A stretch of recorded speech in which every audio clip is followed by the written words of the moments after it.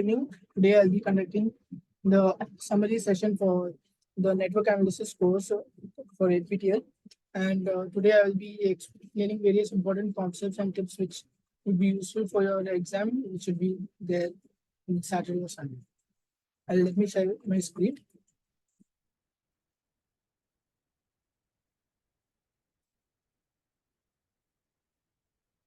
So this is a summary session.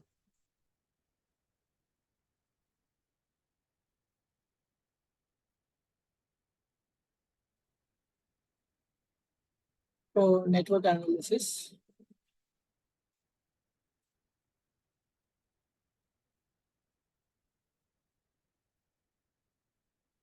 And you have studied various things and also in the week 1, the focus was on KVL and KCL. So KVL and KCL are the fundamental laws for an electrical engineer and they have to be satisfied under all conditions for a particular network. So the convention of which direction the voltage drop will be, how to apply KCL and all has been studied in week 1. Now we'll study in week 2.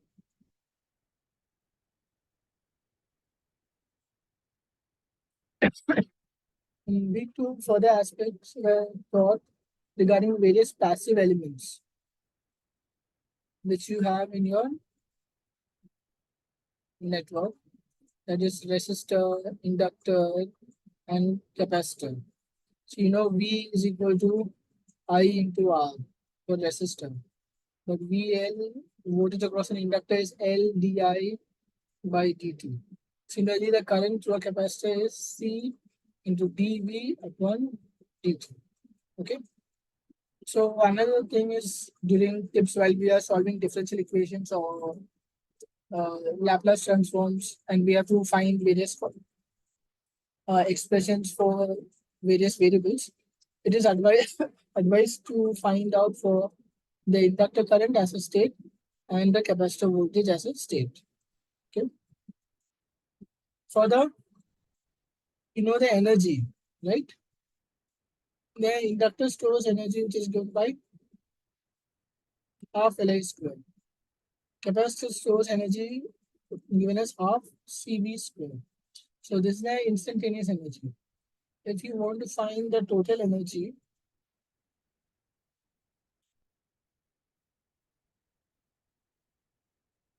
it will be given as integration of 0 to infinity V of t into I of t into dt. So integration is very important, and you'll find certain expressions of voltage and current, and then you have to apply integration, and you can solve it. Okay. Then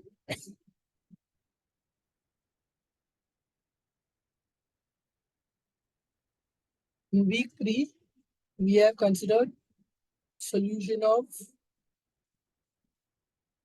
linear differential equations.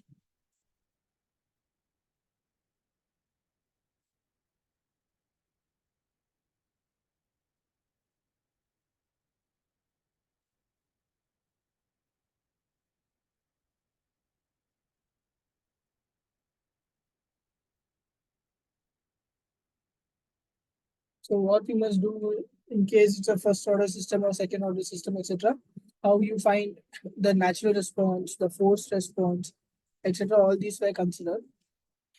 Furthermore, after that, you were taught Laplace transform, okay, in a later week.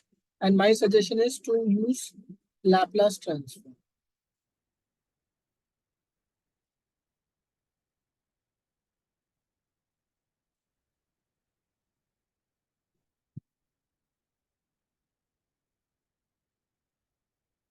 Give importance to Laplace transform because it makes solving linear differential equations easier, and you can represent even initial conditions also.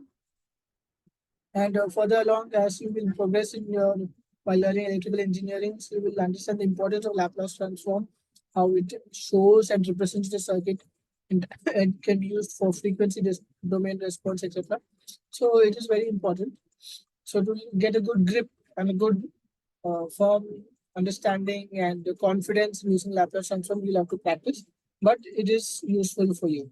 So there are certain Laplace transforms which are very important, and if you know those as well as the inverse Laplace transform of them, then it makes solving your equations, solving your networks very easy. Okay. Next thing is so there's something known as a transient response, and this transient response is due to the presence of energy storing elements.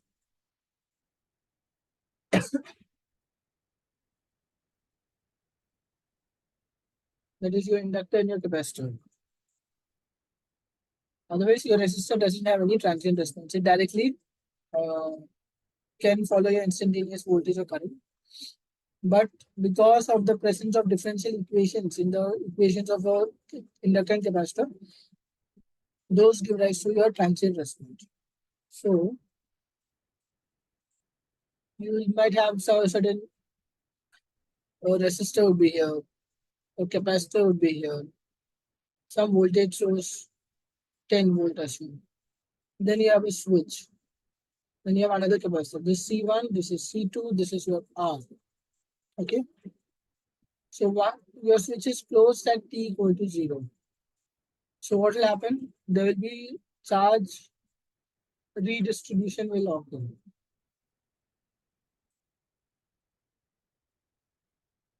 So this is a DC voltage source. So V1 at t 0 minus is 10 volt. Okay. This gets charged to 10 volt. Then at time t equal to 0, your switch is closed, right? So the amount of charge stored at T0 minus is given by C1 into V1. Okay. Let us assume C1 is 1 farad. C1 is 1 farad. C2 is 5 farad. Okay. So your charge will be 1 into 10. That is 10 coulombs. Now, when your but your there's the law of conservation of charge.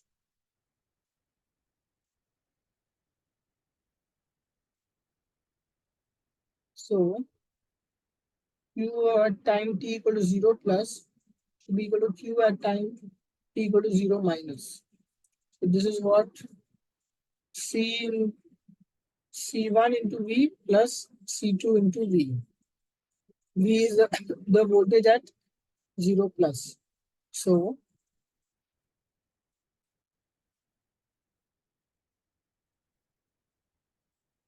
is equal to C1 into your V1 at 0 minus. So this becomes 1 plus 5 V of 0 plus is equal to 1 into 10. So your V of 0 plus is 10 by 6.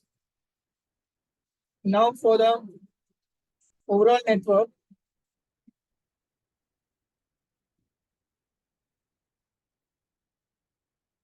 C equivalent is equal to C1 plus C2, that is 7 farad. That is 6 farad, sorry. Okay. So, and you know your V of infinity will be again 10 volt. So your V of t, which is V of infinity plus V of 0 minus V of infinity, e raised to minus t upon R C. So this is 10 plus 10 by 6 minus 10 into e raised to minus t upon R into C. C is 6, so 6. So that is equal to 10 plus 10 minus 60 upon 6. e raised to minus t upon 6r. So that is 10 minus 50 upon 6 e raised to minus 3 upon 6r. Okay, so this is your final expression of your voltage across the capacitor. So this was one of the tricky sums which was there. Then in week 4,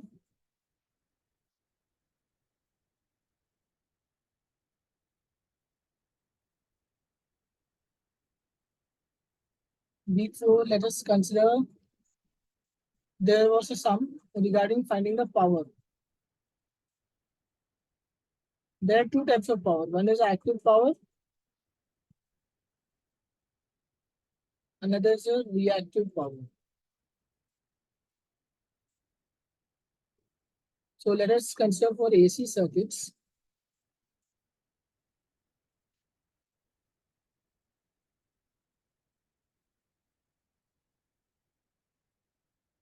For AC circuits, there is a concept of phasor. Okay.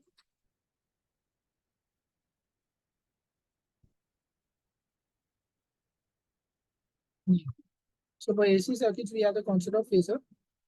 So phasor is actually what? It is a rotating vector.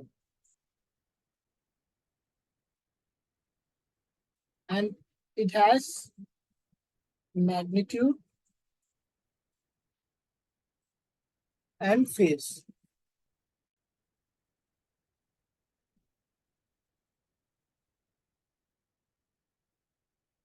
Okay. So let us assume it could be represented as 10 angle 60. So this is a thing which will come, which will pop up a lot in your exams. 10 angle 60. Now you do not have your scientific calculator. You will have the gate TCS7 calculator. So that you must, how do you solve it? If you want to do 10 angle 60 minus 3 angle 45, how do you solve it? You are stuck. Okay. So what I advise you to do is you expand. 10 angle 60, you can write it as 10 into cos of 60 plus j sine of 60. This is de Moivre's theorem. And 3 angle 45, you write it as 3 of cos 45 plus j sine 45. So what is cos 60? Cos 60 is half. So this 10 into half plus j root 3 by 2. This is 10, 1 by root 2 plus j upon root 2. So you get 10 angle 60 minus 3 angle 45 is 5, sorry,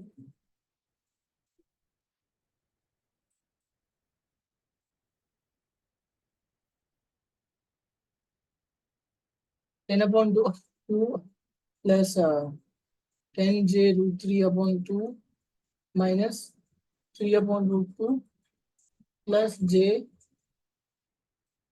3 upon root 2. So the real part take together. So this is 10 upon 2 minus 3 upon root 2 plus j 10 root 3 upon 2 minus 3 upon root 2. So these you can easily do it in your calculator, in the gate calculator. This you can do, but you cannot directly do this step. It is not possible. So you have to convert it into this format and then you will be able to answer these questions. Furthermore, if you have 10 angle 60 into 3 angle 45, what will that happen? What will happen? It becomes 10 into 3 and the angle will be 60 plus 45.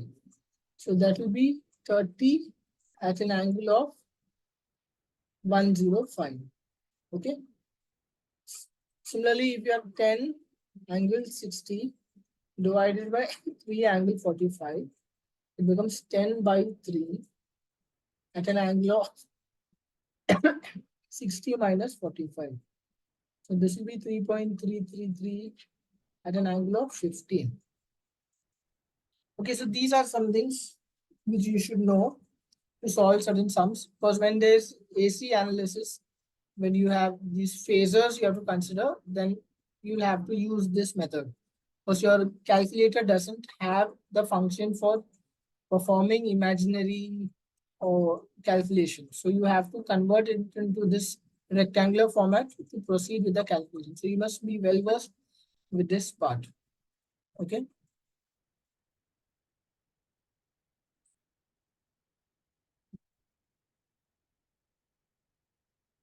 Another aspect is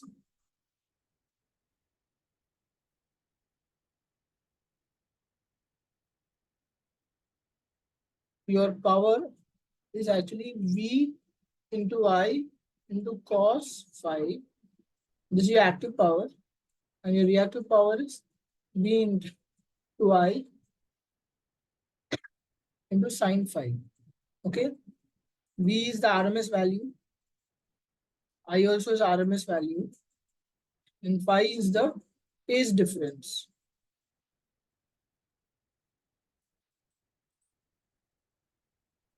Phi is the phase difference between the two phases. Next, we'll go to week 5.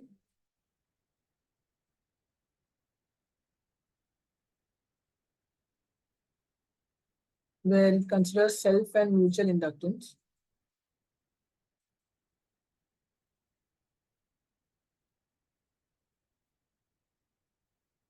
So you have this occurs when mutual inductance comes when there are two inductors which are coupled to each other. So the magnetic flux produced by one inductor gets coupled with the another inductor, and this induces an EMF in the other inductor because of Lenz's law, okay, which says that it tries whenever there's a change in the magnetic flux due to Faraday's law and Lenz's law, and that direction in which the EMF is produced, it depends on the Lenz's law. So suppose we have a coil like this. It is linked with another coil like this. Some mutual inductance, and this is L1, this is L2. Some network. Okay, this is your I1, which is flowing in. This is your I2, which is flowing in. So these can be represented as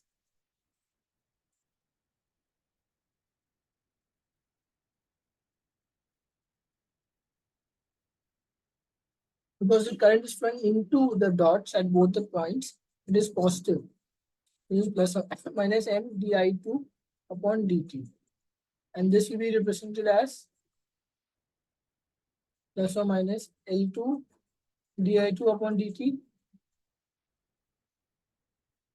plus or minus M into di1 upon dt. Okay.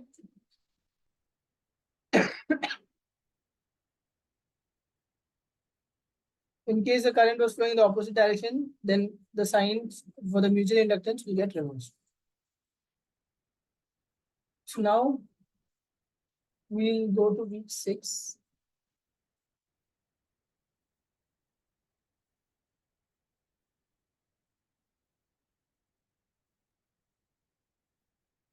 There are various important theorems.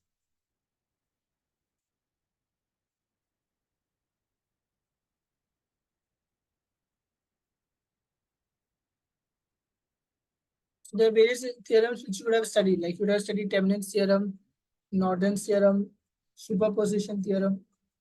There's also something known as substitution theorem and Tellegen's theorem, etc. Those are there. So for one important theorem, I'm just revising, like Tellegen's theorem's application for two-port network.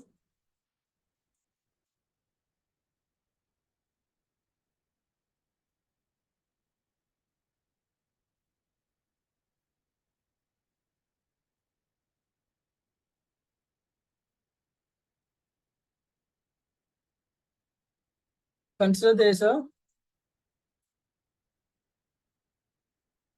two-port network. network.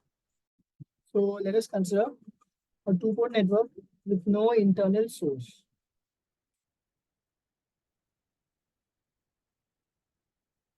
Right? So we apply, so there is some certain plus minus V1 here. There is certain current flowing in. There is some certain plus minus V2 here. There is some other current flowing I2 here. Now for the same network,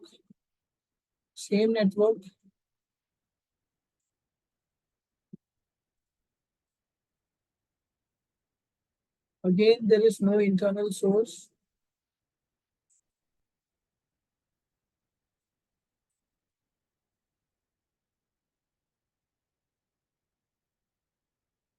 There's some voltage plus minus V1 dash. There's some I1 dash plus minus V2 dash. There is certain I2 dash. It is the same network. So by Tellegen's theorem, what we have V1 into I1 dash plus V2 into I2 dash is equal to V1 dash into I1 plus V2 dash into I2.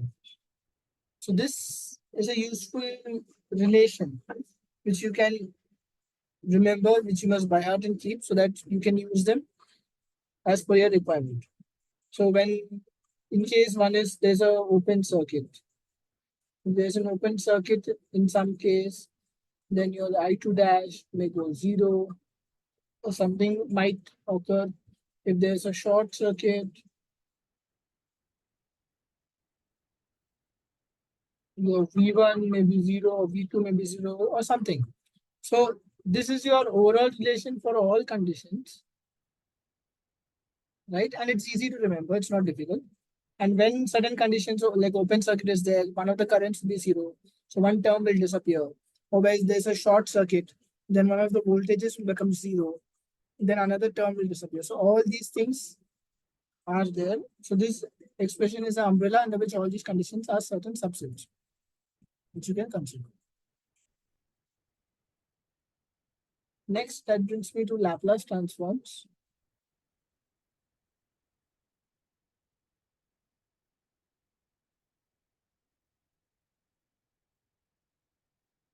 Which is very important. So you suppose you have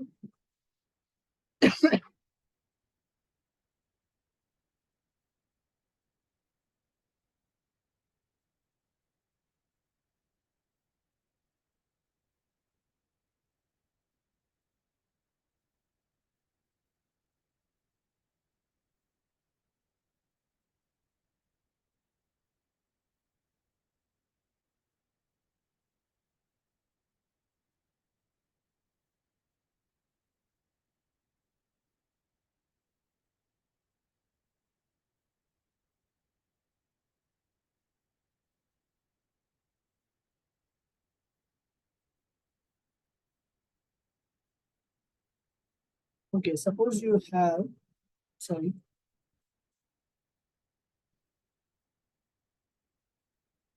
Now we'll look at Laplace transforms.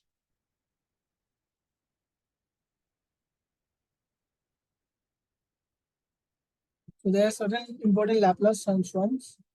One is 1 upon s plus a. What is this inverse Laplace transform? This will be e raised to minus at u of t, where u of t is for your unit step response. Okay. Similarly,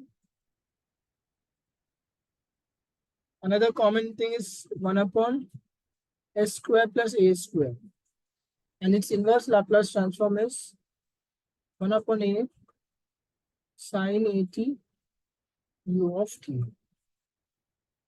Hmm? Another one is s upon s square plus a square. And its inverse Laplace transform is cos at u of t. Okay. So these are certain important ones. And furthermore, you have, suppose you know the Laplace transform of x of t is some x of s, some function of s. You have d of dt x of t, and that Laplace transform is given by s of x of s minus the initial condition. So this is important when you're considering for an inductor with initial current or a capacitor with initial voltage. Then these things come into the picture. Furthermore, suppose you have integral of x of t into dt, where t is going, it is going from 0 to t. This you represented as x of s upon s. So this is like, your 1 by s is synonymous to an integrator, and your s into something is synonymous to your differentiator. So when you will further learn certain things, as filters, all that, you will understand about these certain aspects, integrator, differentiator, etc. When you want to use it for a control. Next, you also have something known as, if x of t is x of s. So what will be your inverse Laplace transform of x of s plus a? Its inverse Laplace transform is e raised to minus at x of t into u of t. So one application I'll tell you. We know that 1 upon s square plus a square, its inverse Laplace transform is 1 upon a sine of at u of t. Suppose we have 1 upon s plus b the whole square plus a square. Then what will be its inverse Laplace transform? It will be confusing. First of all, this will write it as 1 upon s square plus 2bs plus b square plus a square. Now, how do you directly find? You will not be able to find. So this has to be converted into this format. And once it is in this format, then the inverse Laplace transform of this is given by e raised to minus bt into 1 by a into sine of at into u of t. Okay, this is the inverse Laplace transform of this expression. So whenever you have certain second order expression, and this is more, and then you want to find the inverse Laplace transform of it, then you convert it into this format, and then you can find the inverse Laplace transform. Okay.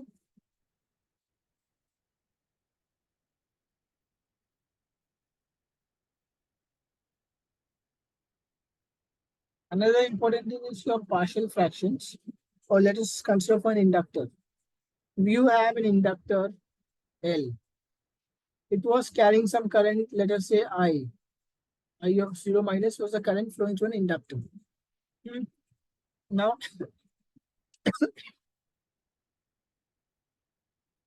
this has to be represented in Laplace transform, in a Laplace domain.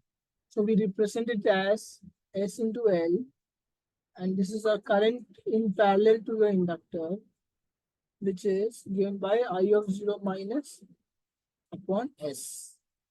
This is how to represent an inductor with an initial condition. Similarly, if you have a capacitor C with some voltage V of 0 minus, you represent it in Laplace domain as a capacitor 1 upon SC and some voltage plus or minus V of 0 minus upon S. Okay, so this is how, using Laplace transform, you represent certain passive elements, and also you incorporate the initial conditions so that it will make the solution to your network and to your analysis complete. You don't have to first find the natural response, then find a forced response, and then combine them, and then you incorporate everything in one shot, find the Laplace transform of your expression, then you find the inverse Laplace transform of that, and then you find the solution. And that's the advantage of Laplace transform.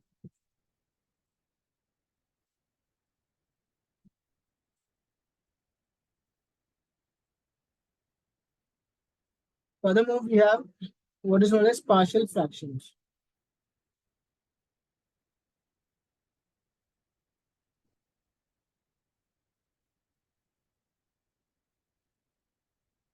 So suppose you have expression 1 upon s plus a into s plus b This we represent it as A upon S plus A plus B upon S plus B. Then you do factorization and find out what should be the values of A and B. Okay. Suppose you have 1 upon S plus A, the whole square into S plus B, we represent it as A upon S plus A, okay, plus B upon S plus A, the whole square, plus C upon S plus B.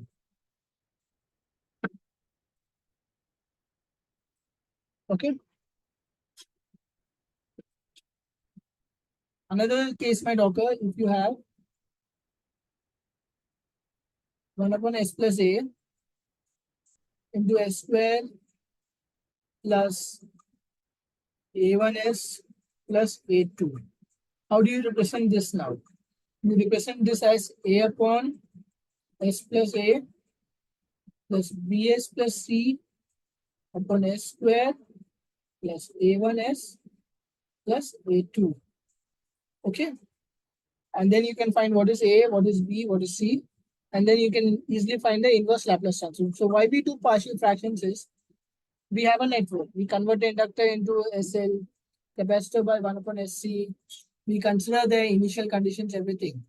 But now, and then we find certain voltage or certain current which we want. But that is in terms of S. That is not in terms of the time. We want an expression in terms of time.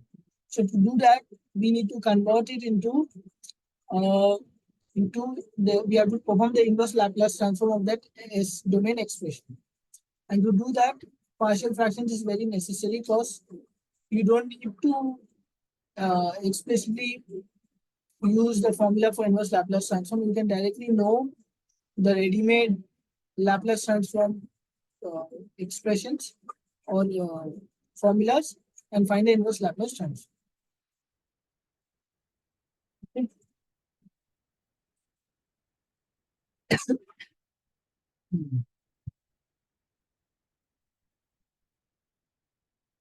Next, we consider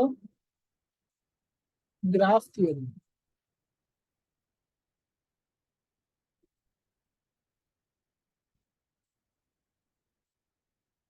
This is for week 8.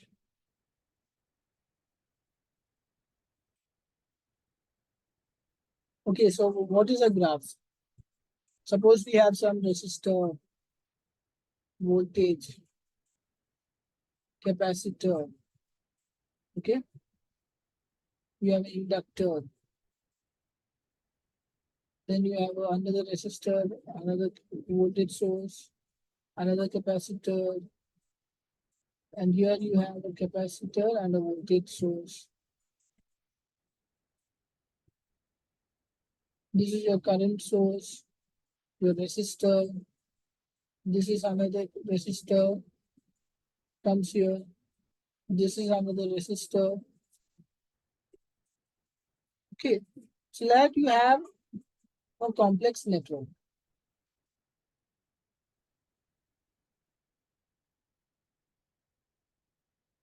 So you represent it as how many nodes it has? 1, 2, 3, 4, 5. There is 1 node, 2 nodes, 3 node, 4th node, and 5th node. You represent like this: 1, 2, 3, 4, 5, 6, 7, 8. And the direction is 1, 1, 2, 3, 4, 5, 6, 7, 8. Some arbitrary direction I give that implies the direction of your current. And if your current is in that direction, implies your voltage is in this direction. Okay.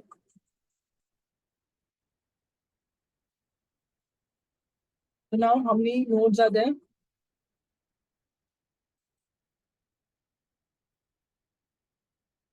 And your elements are 8.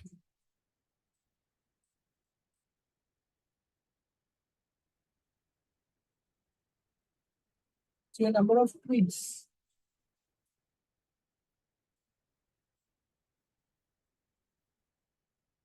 is n minus 1. That is 5 minus 1 is equal to 4. And the number of your links will be given by E minus N minus 1. That is 8 minus 4 is equal to 4. So let us consider one example of a tree. So what is a tree? It links all the nodes. So this is your node A, B, C, A, B, C, D, node E. So tree is one which links everything. So 1, 2. It links all the nodes, but it doesn't form a closed path. So this is your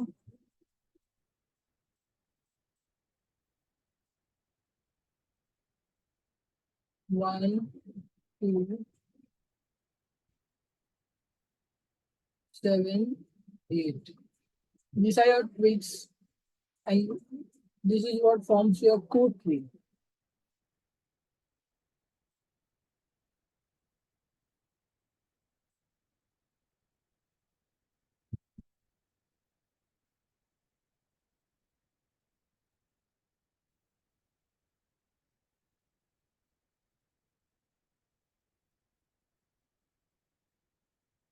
So this is 5, this is 6, this is 3, and this is 4.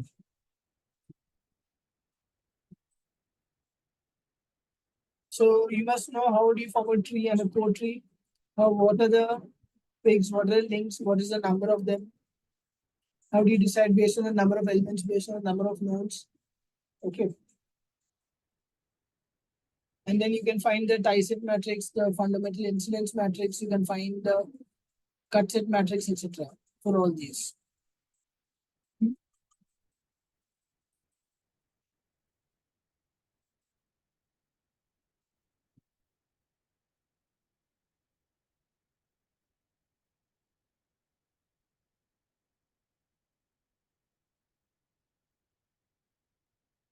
Right. So now,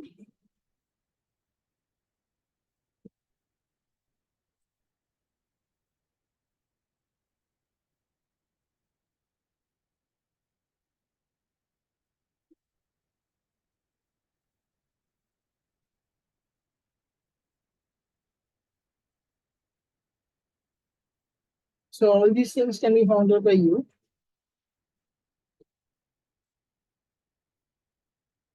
Furthermore, in week 9, you consider dependent sources. What does mean you have a current source, I, which is a function of either some voltage or some current in your network. Okay. So it is not an independent source. It is dependent.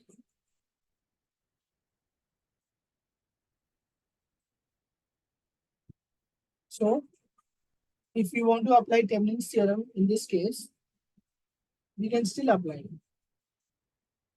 So what do we do in Thevenin's theorem? We replace the sources by their internal resistances. So that means a voltage source you replace by a short circuit, ideal voltage source is replaced by a short circuit, ideal current source is replaced by an open circuit. So we do that. But what about the dependent source? What should we do to it? The dependent source is left as it is in the network, and either independent sources are replaced by their internal resistances, and then we find what is the Thevenin voltage, VTH. Okay, we can also find what is the short circuit current in a similar fashion. All the dependent sources, they are replaced by the internal resistances, while the independent sources are replaced by the internal resistances, but the dependent sources are left as it is. Then we find the short circuit current, and if we want to find the Thevenin impedance, that is given by V Thevenin divided by I short circuit. So this is another way. This is a way in which you can apply Thevenin's theorem to circuits which also have a dependent source. But there were some sums on this also, so you can go through them and you can remember the procedure. Next is week 10 and 11. Okay, over here you study two-port networks a lot.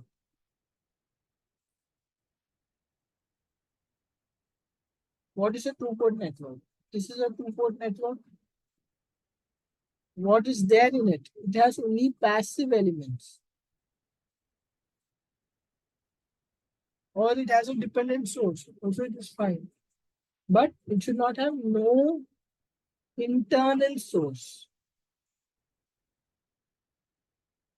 There should be no internal source. And there's some V1 over here, there's some I1 here, there is some V2 over here, there is some I2 over here. There are various parameters for two-port networks, and they are known as, you have Z parameters, you have Y parameters, you have hybrid parameters or H parameters,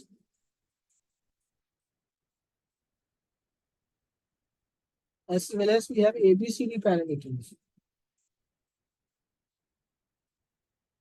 So based on the application, we decide which parameter to consider.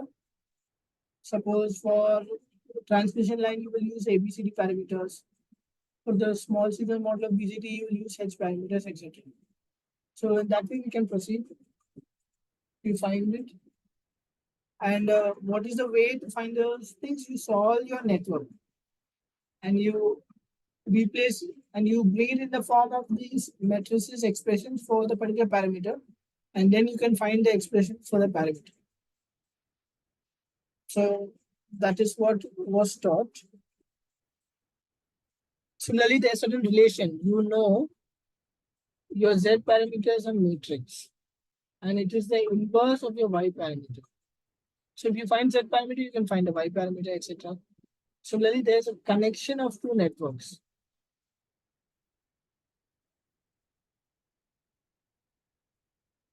If both are connected in series, then you use your Z parameters. This is preferred for series connection. Both network 1 and network 2 are connected in series. Your Y parameters are preferred when there is a parallel connection. Your effective Y is a sum of Y1 plus Y2. This your effective Z is a function of Z1 plus Z2. Okay.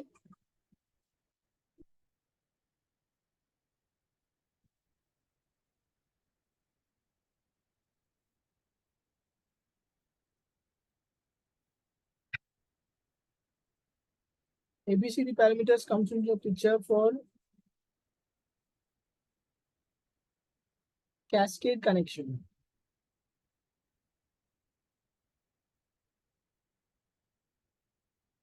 In this case, we use ABCD parameters.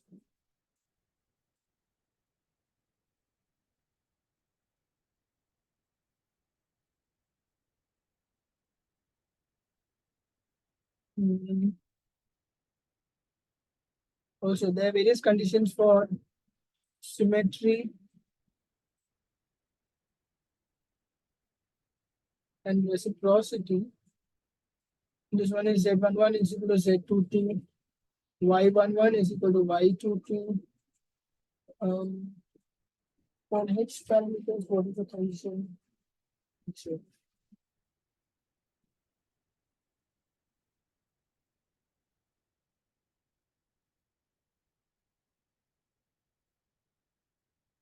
okay. Go on.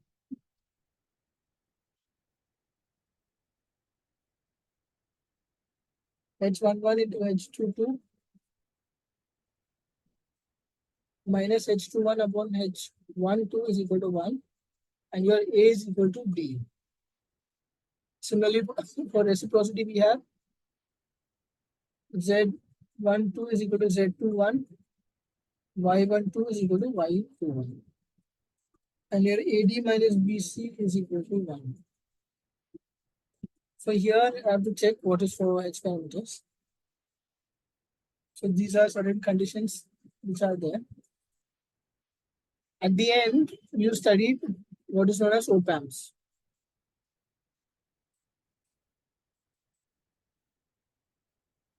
So one thing which you will use in your projects, etc., in your hardware are op-amps. So they are very important, and in your practical application, it is very much necessary for you to use op-amps. Okay, so your op-amp is typically minus sign, plus sign, your V in minus, this your V in plus, this your plus V supply, your minus V supply, and this your V out. We know your V out is equal to A into V in plus minus V in minus, as long as V in plus minus V in minus, this diff, as long as your V out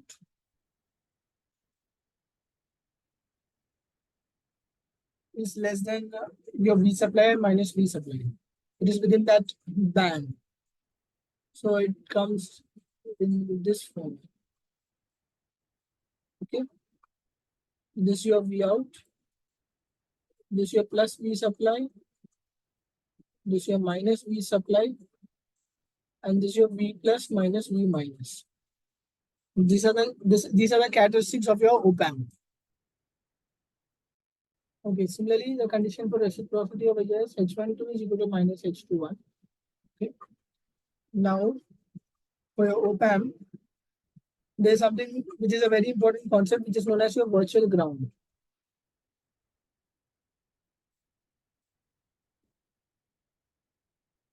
And what it means that V in minus, the potential at V in minus is approximately the potential at V in plus. And this is due to the fact that your gain A is very high. It is because of that. Because your gain A is very high, your V in minus is approximately V in plus. Okay. So you will use this concept in solving sums. So when you solve sums, what you do is you find the voltage at a particular potential, voltage at a particular point, particular input. Let us say V in minus. Then you equate V in plus is equal to V in minus. Then you apply KCL at node V in plus, and then you will get your expression for V out. Okay, so those are the steps. 1, 2, 3, 4. So in majority of the cases for op-amps, this will happen, and this all is valid because most of the time it is in terms of negative feedback. In the assignment questions, it was all in negative feedback. So this can be done.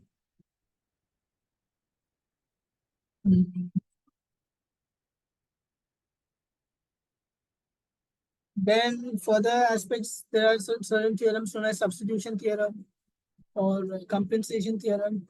All these also you can revise, and while solving the sums, try to not use fractions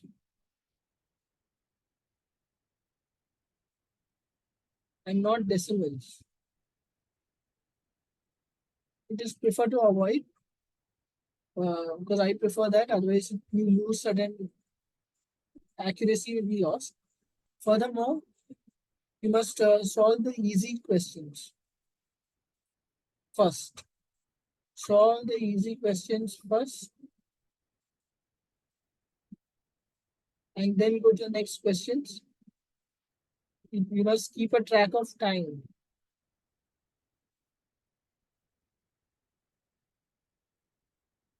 Okay, like a lot, like for one question, which is of 2 marks, I will spend only this much amount of time. If your time is exceeded, you leave that question for the time being, go to some other question and solve, etc. And you also have certain steps, like you have noted out this is this, that is that, and you don't just throw that away. You keep that with you. Keep your rough paper with you. Don't lose that. Mm,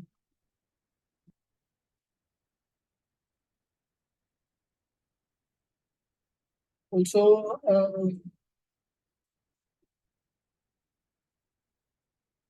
like beyond time, keep your admit card also with you as well as your ID card also with you. Mm. And as you know, you'll have to use a gate calculator. So it has quite a bit of the algebraic questions it can solve. But in the case where where you're doing mesh analysis or nodal analysis and you have 2 to 3, like suppose you have 2 equations to solve simultaneously. Okay. You have two simultaneous equations to solve. One is you can use the Kramer's law, or you can use substitution or elimination, etc., to find the value of the variables. Okay, so these things, there could be chances of errors happening, but try to be careful and try to cross check once or twice. Like once you solve the sums and you got everything and you put the correct answer, and if after the end of the if after the exam, after solving all, you still have certain time, then you can check again and re-verify and try to be as accurate in your calculations. Don't approximate much. Also, you should, because numeric answer type questions will come, and in that there's a certain accuracy which is required. Hmm.